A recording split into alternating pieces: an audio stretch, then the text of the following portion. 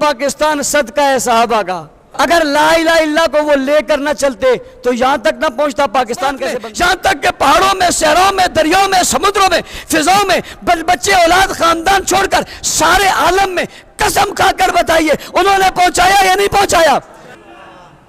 پاکستان 14 اگست کو معرض وجود میں آیا.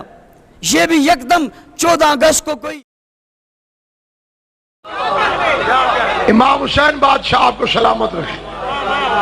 چند ملاؤں کے فساد سے پاکستان کا امن خراب کرنے والے طالبان ہوش سے سن لیں، یہ پاکستان کسی کے باپ نے نہیں بنایا.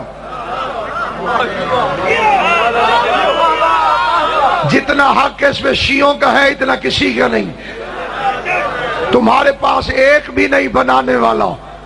تم بن جانے کے بعد قبضہ گروپ میں شامل ہو. یہ جتنی داڑھیوں کے شجرے تمہارے پاس ہیں یہ سارے قائد اعظم کو کافر اعظم کہتے تھے. یہ سارے پاکستان کو کافرستان کہتے تھے. فخر ہے مجھے اپنے مذہب پر، علی کی عزت کی قسم. سب سے پہلے مسلم لیگ بننے سے بھی پہلے جو جماعت یہاں پہ بنی تھی اس کا نام شیعہ مطالبات کمیٹی تھا. اسی کا نام بعد میں مسلم لیگ رکھا گیا. پہلا اجلاس لکھنؤ میں امام بارگاہ کے اندر ہوا. صدارت سر آغا خان نے کی.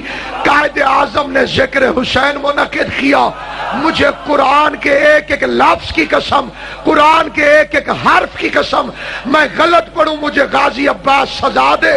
قائد اعظم نے مجلس کے بعد جس رومال میں مجلس کی نیاز تقسیم کی ان پر پاکستان کا نقشہ بنا ہوا تھا.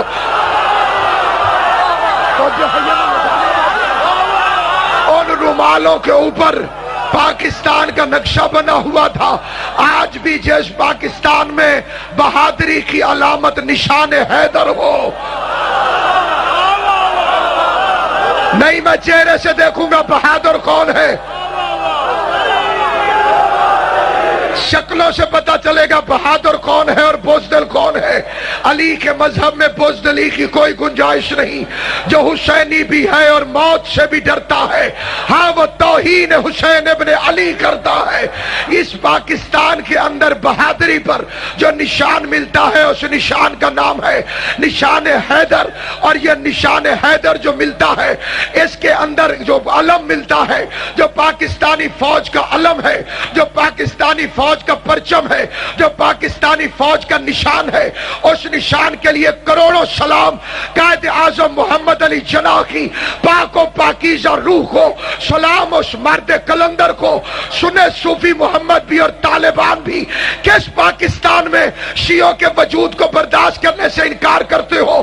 تمہارا باپ بھی تسلیم کرے گا کیونکہ یہ وہ پاکستان ہے جس میں قائد اعظم محمد علی جناح نے اپنے انتقال سے پہلے، مرنے سے 2 مہینے پہلے جنرل ہیڈ کوارٹر کا دورہ کر کے جی ایچ کیو کے اندر اپنے قلم سے لکھا کہ جب بھی پاکستان کا سربراہ فوج کا علم کو اٹھا کر پاکستانی فوج کے سپاہی کو دینے لگے گا تو وہ چاہے سنی ہو، چاہے شیعہ ہو، چاہے دیوبندی ہو، چاہے ضیاء الحق ہو، چاہے پرویز مشرف ہو، چاہے اسلم بیگ ہو، چاہے اس وقت کا پاکستان کا chief of the army staff ہو، قائد اعظم کے لکھے ہوئے قانون کے مطابق پابند ہے کہ جب علم فوجی کو دے تو اپنی زبان سے یہ فکرے کہے کہ میں یہ علم تیرے حوالے کر رہا ہوں اور سنت پیغمبر کے مطابق جس طرح نبی نے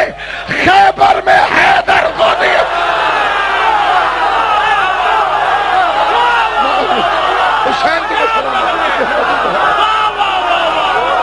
جیو ملک صاحب سلامت مرشدی آپ کو